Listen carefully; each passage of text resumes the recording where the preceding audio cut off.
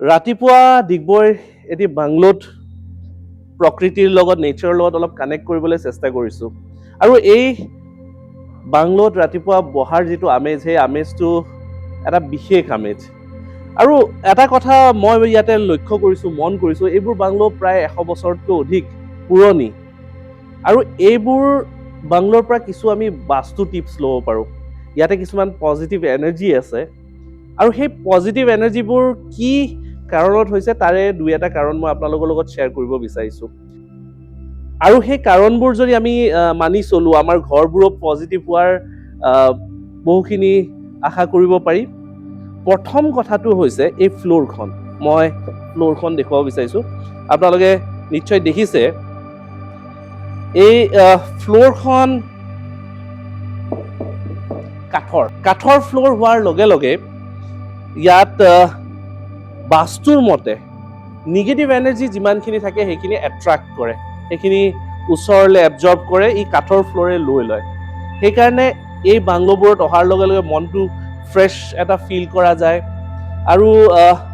আৰু আমাৰ মানে যিবোৰ চিন্তা থাকে সেইবোৰ ক'ৰবাত যেন আঁতৰিব যায় পাতলি যায় মই সেই দৰ্জাবোৰলৈ দেখুৱাব বিচাৰিছোঁ দৰ্জাবোৰ সাধাৰণতে 2 পাল্লা আছিলে আৰু অলপ ডাঙৰ আছিলে এই 2 পাল্লাৰ বাহিৰৰ ফালে খোলা এনেকুৱা ডাঙৰ দৰ্জা আজিৰ দিনত আমাৰ ঘৰবোৰত দেখিবলৈ পোৱা নাযায় আৰু 1 পাল্লাৰ হোৱাৰ কাৰণে আমাৰ প্ৰায়বোৰ সময়ত কি হয় আৰু এণ্টি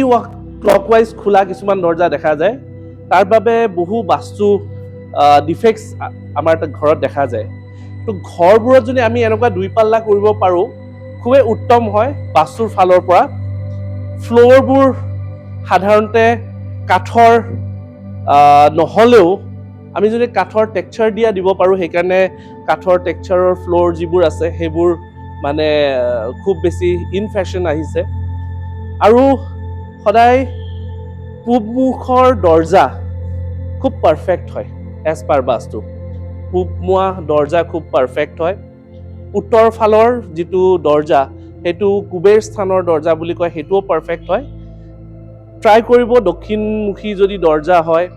বা দক্ষিণ পশ্চিম মানে সাউথ ৱেষ্ট ফালৰ দৰ্জা খুবেই প্ৰব্লেম কৰিব পাৰে বাস্তুৰ ফালৰ পৰা তাৰে ৰেমেডিজো থাকে বাৰু সহজ ৰেমেডিজো থাকে কিছুমান এইবোৰ ঘৰুৱা ৰেমেডিজো আপোনালোকে কৰিব পাৰে কিন্তু এই বাংলোৰ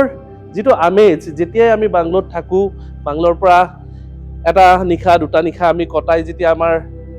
দৈনন্দিন জীৱনলৈ আমি উভতি যাওঁ আমি ফ্ৰেছ ফিল কৰোঁ আৰু এই ফ্ৰেছ ফিল কৰাৰ কাৰণটোৱে হৈছে